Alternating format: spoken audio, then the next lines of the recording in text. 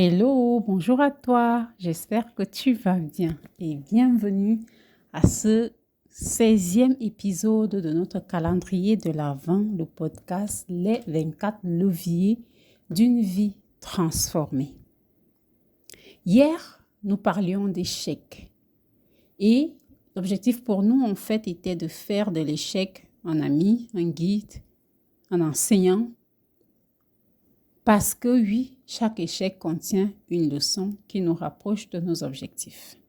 Si cette leçon a été bien identifiée et exploitée. Aujourd'hui, nous irons un peu plus loin parce qu'il y a quelque chose qui nous empêche même d'arriver à l'échec. Quelque chose qui nous paralyse avant que nous n'ayons commencé. Et pour pouvoir mettre en difficulté cette chose ou pour pouvoir justement mieux maîtriser cette chose, nous allons développer le courage d'agir même imparfaitement. Je suis Marie-Claire Ebale-Abon, coach, auteur RH et aujourd'hui, nous allons affronter ensemble deux géants qui gardent la porte de nos rêves, de nos objectifs fermés. La porte de qui nous voulons être, de qui nous voulons incarner, fermée. J'ai nommé le perfectionnisme et la procrastination. Et oui, ces deux-là forment une alliance redoutable. Le perfectionnisme te dit, ce n'est pas encore assez bon et la procrastination en profite pour en rajouter une couche. Alors attends d'être prêt, attends le bon moment, attends d'avoir tout ce qu'il faut, attends la bonne audience, attends d'avoir 100 000 followers, attends. Et pendant que tu attends, ta vie passe, le temps passe. Aujourd'hui, je te propose, je t'invite à te donner à toi-même la permission de saisir ton courage et d'agir même de manière imparfaite. Le courage, ce n'est pas l'absence de peur. L'absence de peur, quand on agit sans peur, ce n'est pas du courage, parce que le courage sans peur, c'est de l'insouciance. Et donc, parce que fait vaut mieux que parfait, nous allons justement faire le choix d'agir.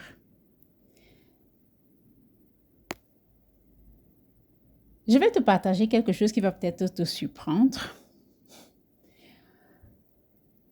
Je suis une reine de la procrastination. La plupart des gens ne le diraient pas, mais pourtant c'est vrai.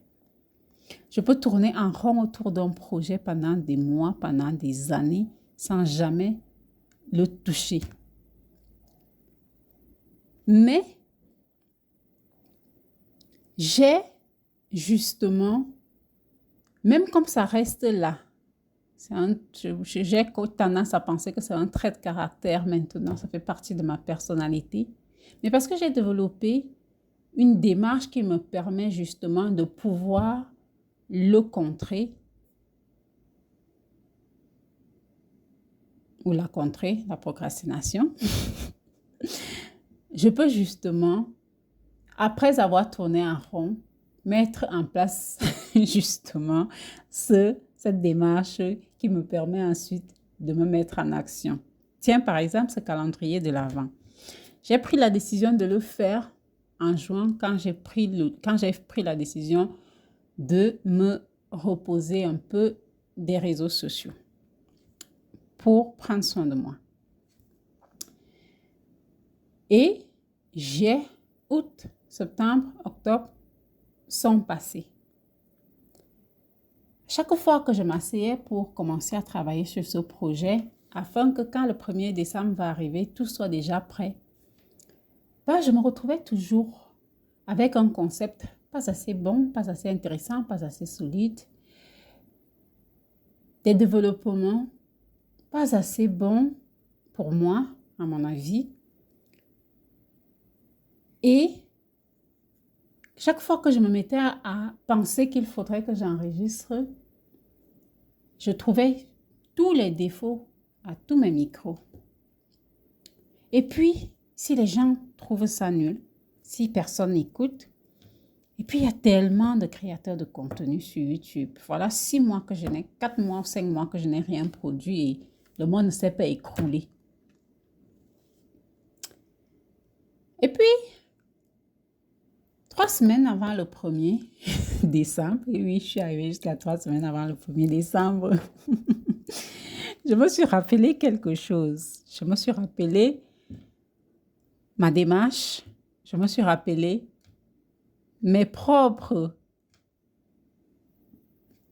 démarche d'accompagnement, en fait, de mes clients qui rencontrent le même problème. C'est pas que je l'avais oublié avant, c'est que ce n'était pas, le moment de l'activer n'était pas encore arrivé. Et donc, 3 semaines avant, je me suis dit à moi-même, Marie-Claire, si j'attends encore, on ne va jamais commencer et ce calendrier de l'Avent ne verra jamais le jour. Oui, la perfection n'existe pas, ma chère. C'est une cible qui recule à mesure que toi, tu avances vers elle. Alors, tu sais ce que j'ai fait? J'ai commencé. J'ai juste pris mon téléphone parce que je suis en train d'enregistrer tout ce podcast avec mon téléphone, 0 micro. Donc, j'ai pris mon téléphone et j'ai commencé à enregistrer. Oui, c'est pas parfait.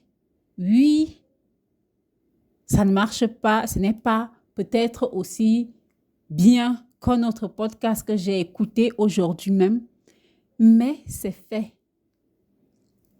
Et la personne qui recherche réellement l'information qui peut l'aider ne se soucie pas forcément du fait que ce ne soit pas parfait. Parce que cette personne-là retrouve à l'intérieur ce qui lui parle. Et voilà, on est au jour 16. Toi et moi, ensemble, dans ce voyage de transformation. Et on est là parce que j'ai choisi le courage d'agir de manière imparfaite. Maintenant, laisse-moi te poser une question honnête. Qu'est-ce que tu ne commences pas parce que tu attends d'être prêt? Quel rêve remets-tu à demain parce qu'aujourd'hui n'est pas encore le bon moment pour toi? Et pour pouvoir activer justement, récupérer, réclamer ton courage d'agir,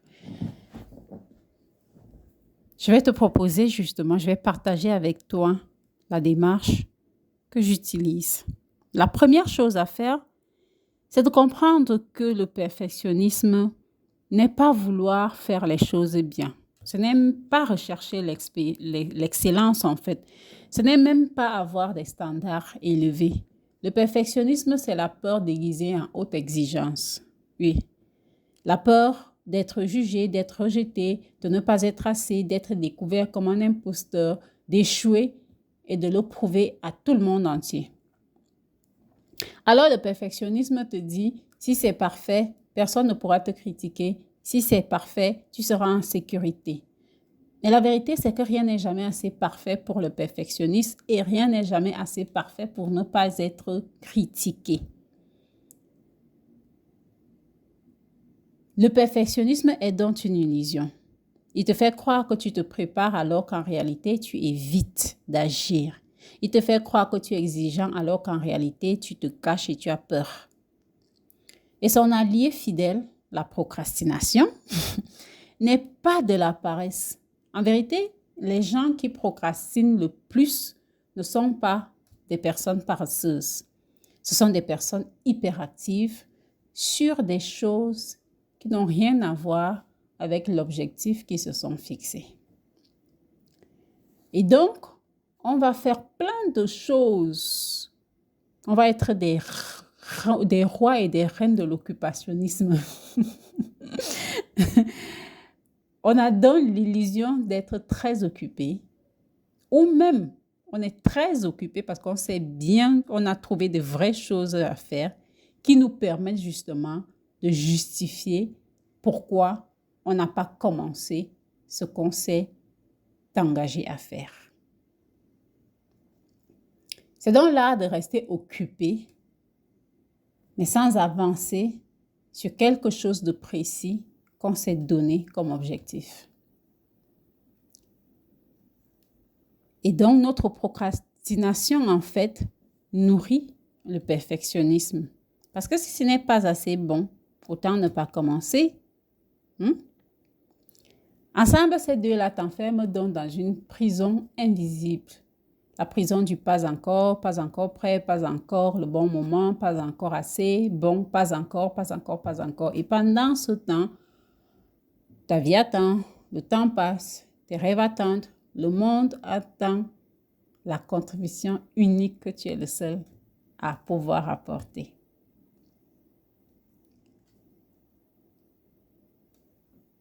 La vérité, c'est que dans toutes les circonstances, toujours et toujours, une action imparfaite battra toujours l'inaction.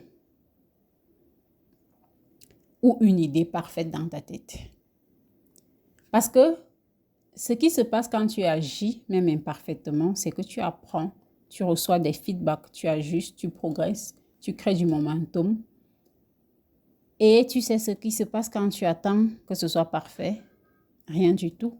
Absolument rien. Pense à une personne que tu admires.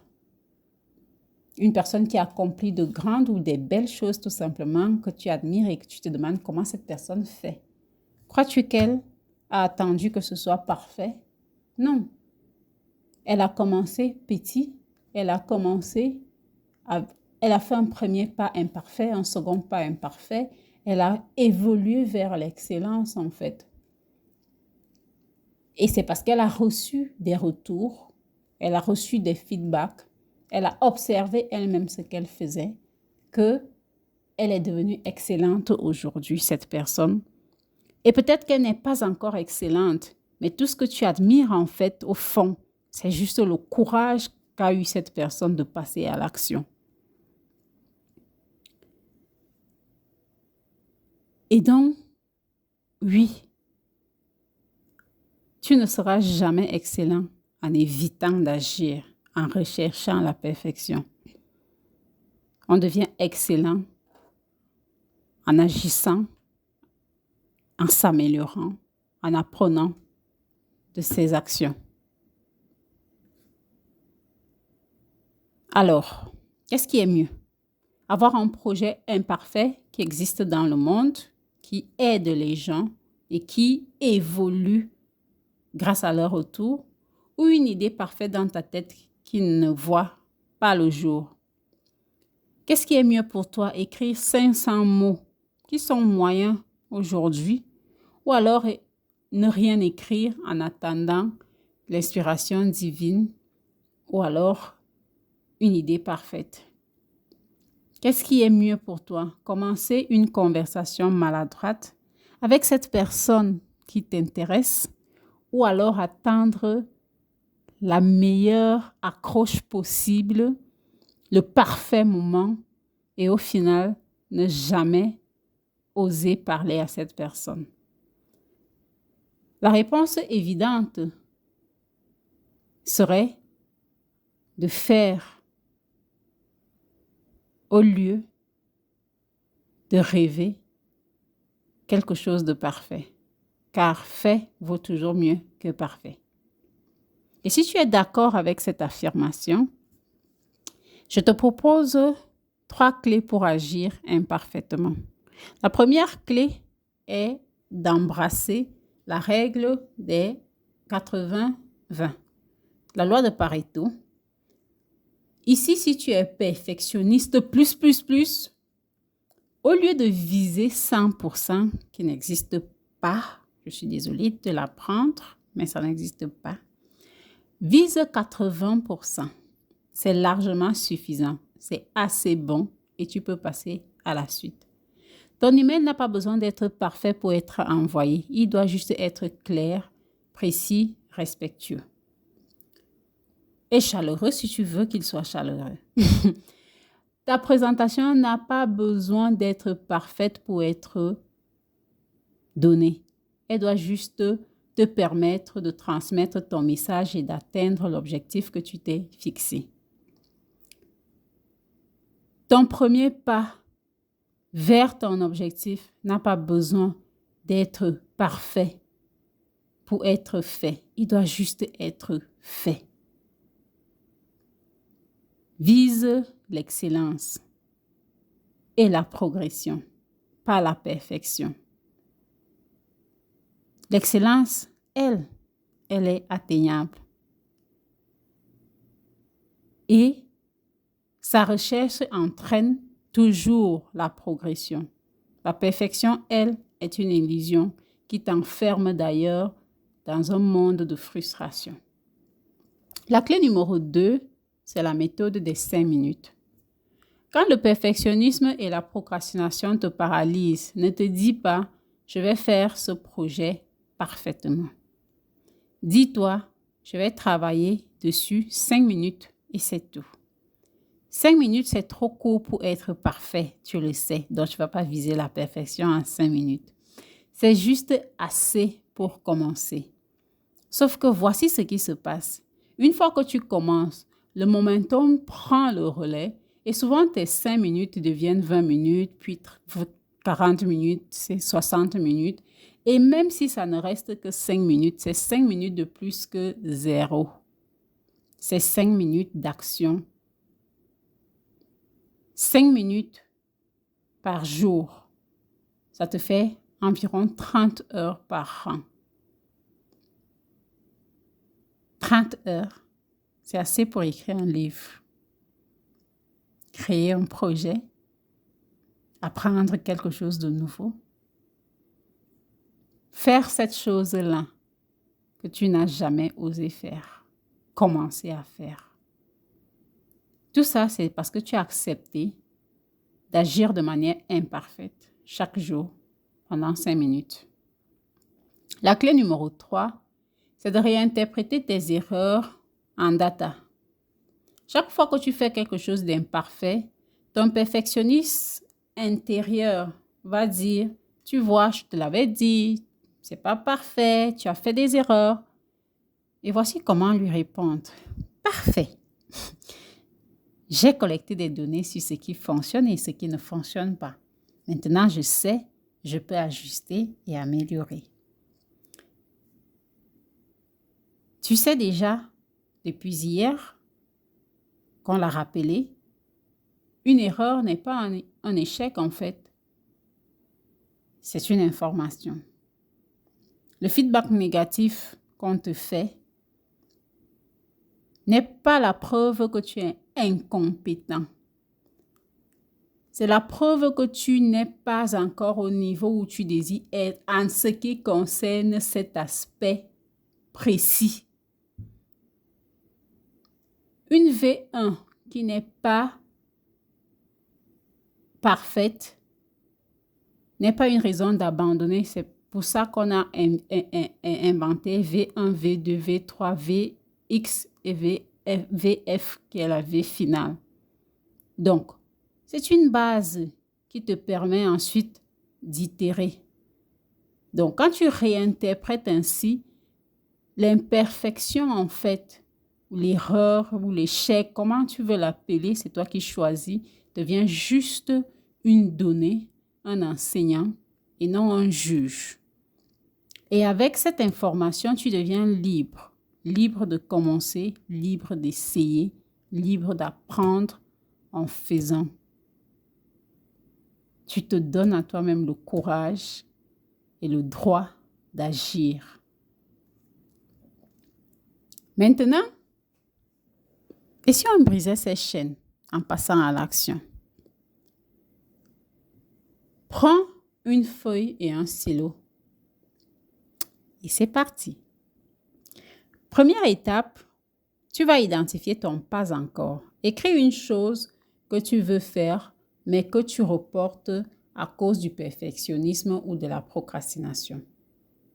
Je veux créer une chaîne YouTube, mais je veux changer de carrière, mais je veux me remettre au sport, mais je veux écrire un article, mais je veux écrire un livre, mais je veux échanger avec X ou Y, mais je veux voyager, mais choisis une chose, juste une seule chose. Peut-être celle qui te pèse le plus ou celle qui te pèse le moins, ou celle que tu te promets de faire depuis des mois, voire des années. Choisis juste une chose. Étape 2, tu vas exposer en fait le mensonge qui se cache derrière. Écris toutes les raisons pour lesquelles tu attends, toutes les excuses en fait que te donne ton perfectionnisme intérieur. Ça peut être, je n'ai pas le bon équipement, je ne suis pas assez expert, je ne suis pas prêt, ce n'est pas le bon moment, j'ai besoin d'apprendre encore, et si les gens se moquent, et ainsi de suite. Ce sont tes excuses, ce ne sont pas les miennes. Donc, choisis et ressors, écris ces excuses, ces raisons que tu évoques souvent pour expliquer, justifier pourquoi tu n'as pas encore commencé. Écris-les toutes, vide le sac. Et maintenant, regarde cette liste et pose-toi cette question. Est-ce que ces raisons m'aident à avancer ou est-ce qu'elles me maintiennent coincée? La vérité, c'est qu'elles te protègent. Elles te protègent de l'inconfort, de la vulnérabilité, de l'échec potentiel. C'est leur rôle. Ton cerveau est programmé pour te protéger. Donc, il va chercher tous les moyens possibles pour te garder en sécurité. Mais en fait, toutes ces raisons qu'on s'invente nous volent aussi, nous privent de qui nous voulons être. Elles te volent tes rêves, ton potentiel, ta possibilité en fait d'être, d'incarner ou de devenir, si tu aimes ce verbe. L'étape 3, on va définir en fait le premier pas que tu vas prendre. Et tu vas te poser cette question. C'est ma question favorite. Quelle est la plus petite chose que tu peux faire aujourd'hui?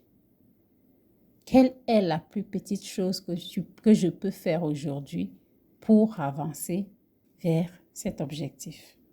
Pas demain, pas la semaine prochaine, aujourd'hui.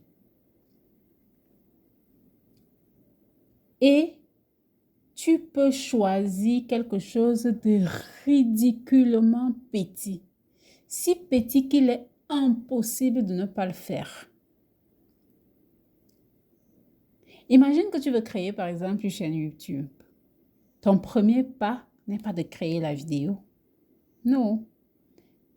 C'est peut-être juste d'ouvrir l'application et de créer une chaîne à partir de ton compte YouTube que tu as déjà si tu as Gmail.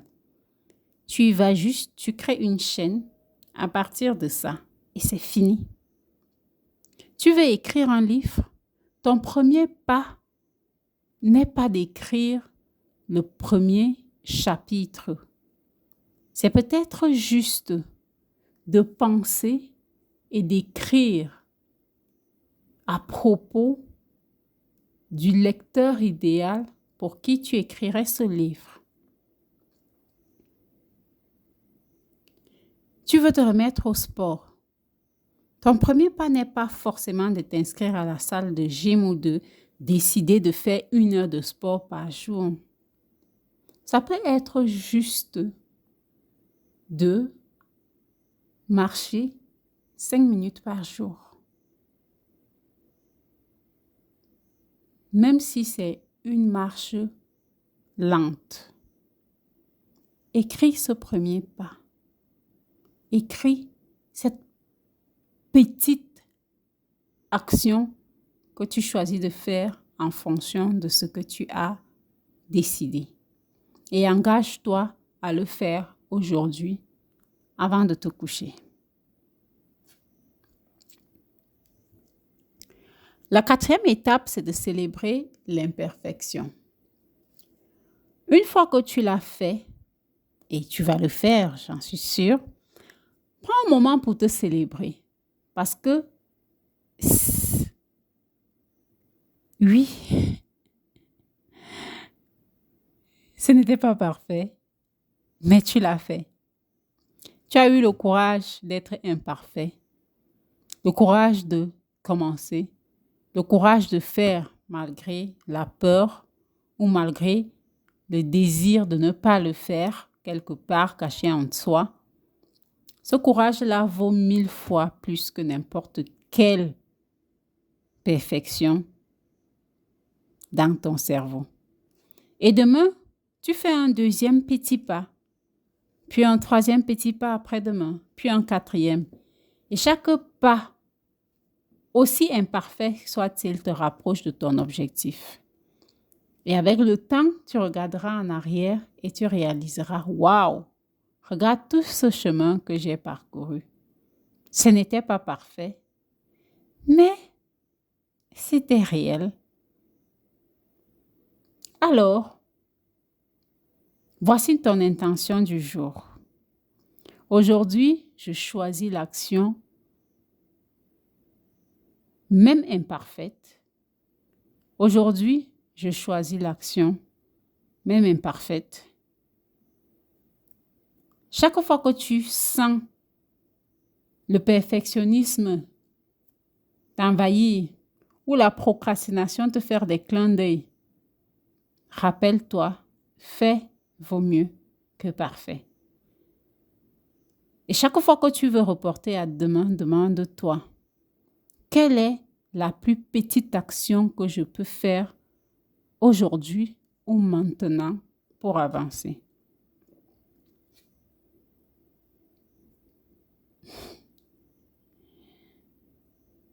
Ta vie n'attend pas que tu sois parfait pour commencer.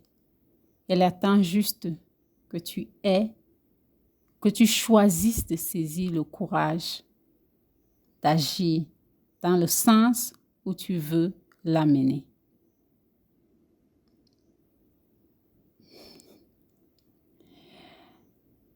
Alors, aujourd'hui, ose. Ose commencer. Ose être maladroit ou maladroite. Ose juste apprendre et ose tout simplement être humain. On se retrouve demain. D'ici là, prends bien soin de toi et surtout, souris car tu es extraordinaire.